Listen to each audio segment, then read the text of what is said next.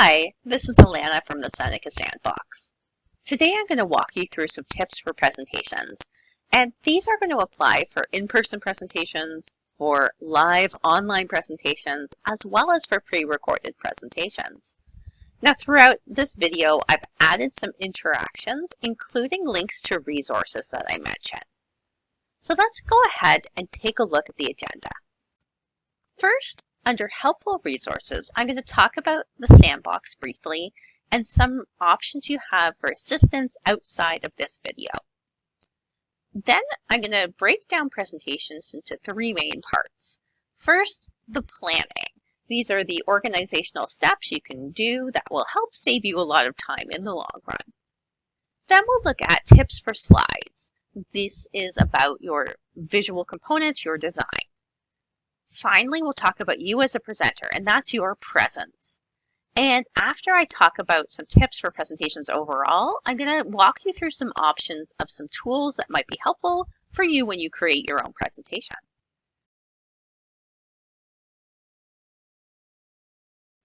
So the Sandbox is part of the library, and our role is to help everyone at Seneca with digital literacies and creating digital media. So to help you with this, in addition to this video, some things you might want to take a look at. We have online modules. I'm going to link to our Creating Presentations module. So you can take a look at that.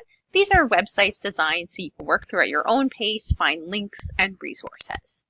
If you want to work with our team, have questions, you can make a digital media appointment. And you're going to let us know what you want to talk about and how you want to meet, and we'll make some arrangements to meet with you. You can also use our physical studio space. That could be a great place if you need to record your presentation or just want a place to practice it. And all of this is available at the Sandbox website, which I'm going to link to. And you can also email us at sandbox@senecapolytechnic.ca. We're going to look at planning your presentation from the very beginning.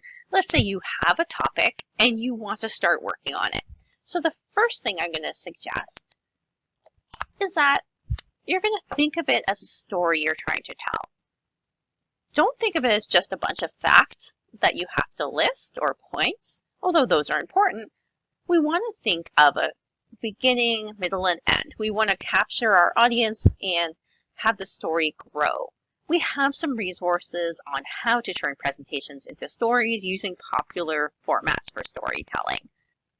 I also want to think about who is my presentation for? Who is my main audience?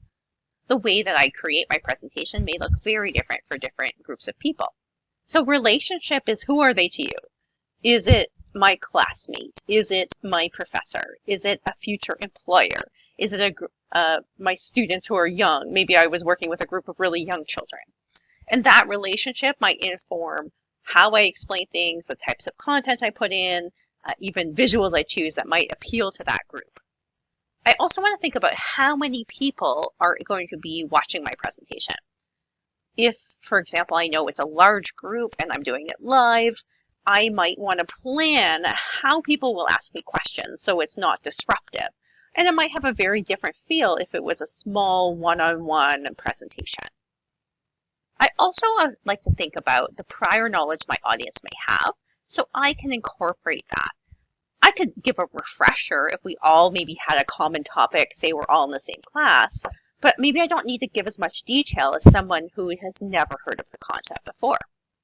Now, I have my main topic. I've thought of maybe thinking of it as a story. So what's the beginning? Where does it grow to? How does it end? I've thought about my audience as well. And now I want to think about outlining. So in addition to topic, you also want to think of the purpose of your presentation.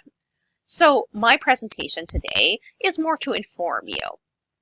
You might see presentations that are meant to persuade you to change a point of view, to change a behavior.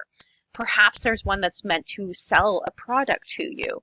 And these are going to be very different purposes, so you could take the same information, but perhaps present it in a different way to emphasize that purpose so that the audience walks away knowing or thinking or doing something.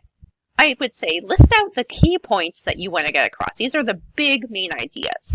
Then you are going to add some subpoints to add more detail. And this is going to be the structure of your presentation. So I advise to look at it, and you might find that you have to start changing the order around. Perhaps I talked about something first, and I realized, oh, I should have established this topic. Let's change the order. Let's have it make more sense, and it's okay to make these changes. These are going to just help us when we start putting things together. Technology is such an important thing, and just some things you want to check ahead so you don't have to worry about them as much the day of. Access. Do I need to download a software? If I have slides and I'm going to a classroom, how do I get them there? Can I just go online? Do I have a USB? Something like that. Online, maybe you need to have an invitation to go into the meeting. So you just want to sort that out ahead. For more online presentations, this will apply more, but make sure you can check your audio so that you know that how it's on or off, and the volume is what you want. You also, if you are online, you are going to want to see if your video is on. If you do not wish or do not require to have a video, you can make sure it's off. Some software will default to have it on. You also want to think about your screen sharing options. Online, you need to have usually permission to share your slides. If you have a group, maybe one person could share for everybody. Otherwise, you have to stop sharing and pass it to the next person. So you just want to think about that ahead. In person, just make sure that you know that however you're getting to your materials, your visuals, you can access them, and you know that what is showing on your screen will show to the audience. And these are things that you may want to think of ahead of time. And part of this, I would say, once you have your content together, I would highly recommend rehearsing. And I would say some specifics for rehearsing are to make it as realistic, as close as it's going to feel to the real day. What do I mean? If I'm, say, going into Zoom and I'm going to do a live presentation, maybe on my own, I open up Zoom, I share my slides, I have my microphone on, and I just check. So I get used to not just my material, my content, but all the nuances of opening and sharing my slides and muting my mic or unmuting it, that kind of thing. In person, maybe I can get access to the classroom when it's empty or a similar classroom space and just practice, standing in the front, having something projected, that kind of thing. I would say time yourself. You are going to have a set amount of time for your presentation. You don't want to be too long. You also don't want to be significantly shorter than your time. You may need to make adjustments. So maybe you find it's too long. You might have to cut something out. You may change the order, and that's pretty normal, and that's what's very helpful by rehearsing, even by yourself. But if you can get some feedback from others, I'll also show you a tool a little later. This can be very helpful. We're going to go to the next element, which is looking at our slides, our visuals, and some general tips for designing them. When I talk about design, I am talking about primarily the things that you see, your visuals, but it could also be things you hear if you, say, had music or a sound effect. And when I add these design elements, these pictures, these colors, these fonts, graphics, music, etc., I wanted to do three things for me if I do design well. One, I want to set the tone. This could be emotional tone. So it might be, is this happy? Is this thoughtful? Is this sad? Is it also another tone? It might be, maybe you have one presentation that is more professional, polished. Another one is more warm and friendly. And right away, before you even speak, some of your images, some of your colors can help support these ideas. We also, in addition to tone, want our audience to be engaged. Even a very serious topic might be enjoyable still by having interesting graphics, having visuals that represent ideas, using colors, etc. And finally, and probably most importantly, everything we add, we want to make sure it's helping our audience understand the content. So if I have a graphic, it should be very clear why it's there, what it represents, and should be reinforcing what I'm talking about and what text is on the screen. And we want these things to work together. But unfortunately, there are things we could do that could unintentionally make this harder and not make our design work well. Some things that we can do to help improve this. High quality images and graphics. If we're going to put a graphic or an image, we want to see it. So here, this image is a little blurry. And so if we get that higher resolution, crisper, easier to see, it's there for a reason. So we want our audience to experience it. We are going to want to make this font, the text, larger. I find most software, even for presentations, the text is a little small. Why do I do this? A few reasons. One, it means I can't have as many words. What does that mean? I can't just read off the screen. It's more engaging. My audience doesn't have to spend a lot of time reading. They can spend more time listening to me. To help with this, I would recommend one main point per slide. Break it down. So here my point is about effective visuals. And so that way you don't feel tempted to put too much text. You can have relevant visuals here. And these things like having larger fonts, having one main point per slide so there's not as text heavy, will certainly help for people on different devices, will also be more accessible. I would say that one thing that will make your presentation look quite polished is using consistent colors and fonts. So usually you have a few main colors. You can see that I'm repeating the same color theme. Many software will let you pick a theme.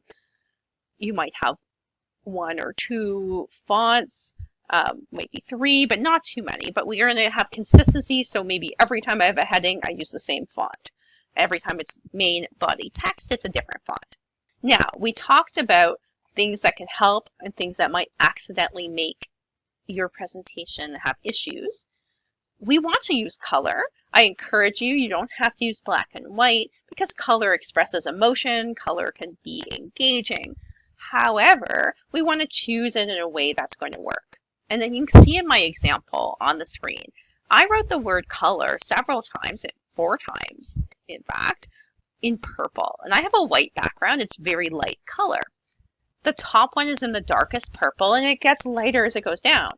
And for some of you watching now, you may not even be able to see the bottom word, or you might see it and it might be very frustrating and difficult to read. I can read it, but I have to work harder. And what's happening is I have chosen colors. When I look at the light color, there's low contrast. 2 light colors, a white background and a light color of purple, blend. And we don't want things to blend because then they're hard to see. Versus the darker purple or even at top the black, you can see how that stands out against a white background. So we want contrast, we want difference. So if you have a light color in your background, it doesn't have to be white. Say it was a light color slide, put darker colors on top. If you have a darker color background, put lighter colors on top. And this is a good general rule, but you can see how it makes a big difference. And I know personally I'd be very frustrated if I had to watch an entire presentation and the text was a light purple on a white background that I really had to struggle to read.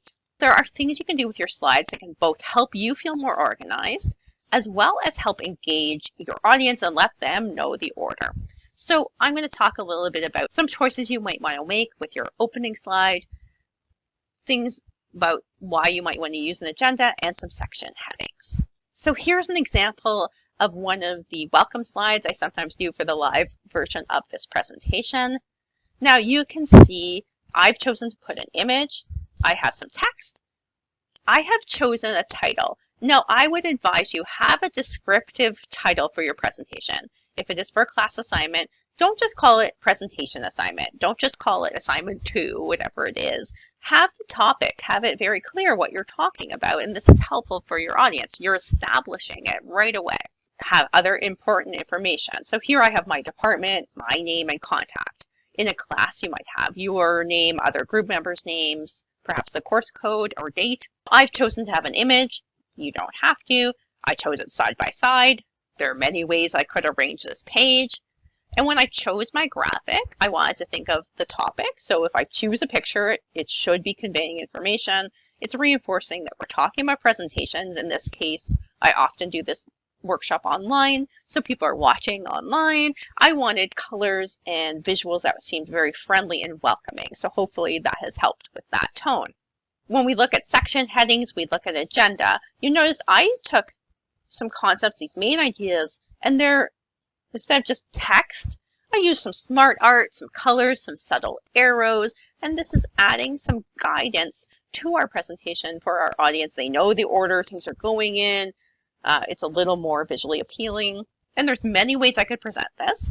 And what I did was I took a section heading. When I have a new topic, I just highlighted what the topic is.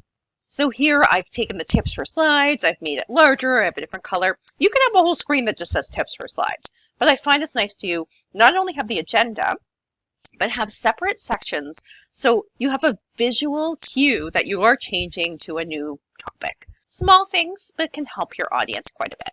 As part of your visuals, it's very likely that you're going to go out and you're going to find some resources online.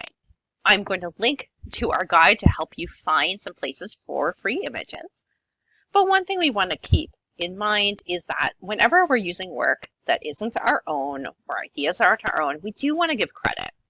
But the difficulty sometimes becomes that citation styles such as APA or MLA are very focused on written work. So they're focused on, I have an essay, I have a reflection paper, I have an article. But then when you have something like a presentation, you're like, well, how do I even get a hanging indent in my slide? How do I do a figure note? To help with that, our library has come up with some tips for how you could credit things like images and music and templates in your assignment. I will say always check with your professor and see what their preference is. And we do have some different resources and different types of examples. I'll walk you through our recommendations, but again, if your professor asks for something else, please follow their recommendations. What I'm going to do, let's say I have this image I found from Pixabay, and I want to use it in my presentation. I would usually recommend listing all of these at the very end. You could also put a credit under each individual image. I just find that sometimes that adds up when you have a lot of images, but it's not wrong to do, so it depends on the number of images you use. But here, if I had this listed at the end, I would start by describing the image or music or whatever it is. And sometimes the creator even gives it a title. If not, I called it screen sizes. You could call it different, something else, but we're just seeing what it means. Then I give the creator. Sometimes it's not a real person's name. Sometimes it's a username. That's fine. So here, Coffee Bean Works. And then a source is where did I get it? So usually a website.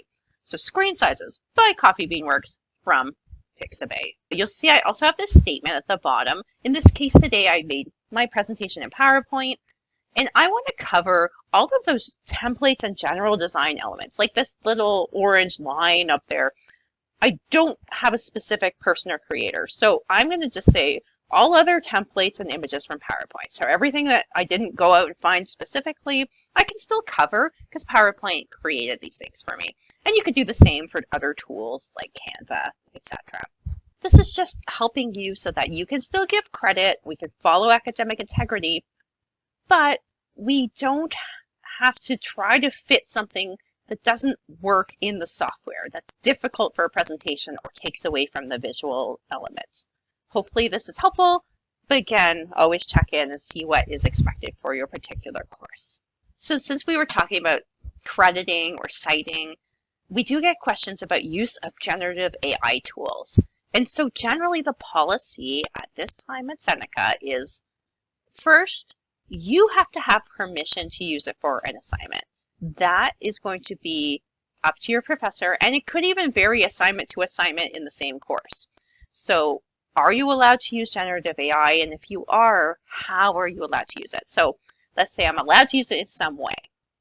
We do have citation examples through our library that you can use. So whether you are creating an image or maybe you had some content, you can have that. We also cover how you can do a disclosure statement. So say I didn't necessarily have it just make my content, but say I did something like I had AI create an outline for me. I would disclose, the tool I used, what it did, and the prompt I used. We have examples for all of these things. Again, the big thing is making sure you are permitted to use it. because unauthorized use of generative AI could be considered an academic integrity violation. Since we've talked about planning and your slides, let's also talk about you as a presenter and some things around your presence.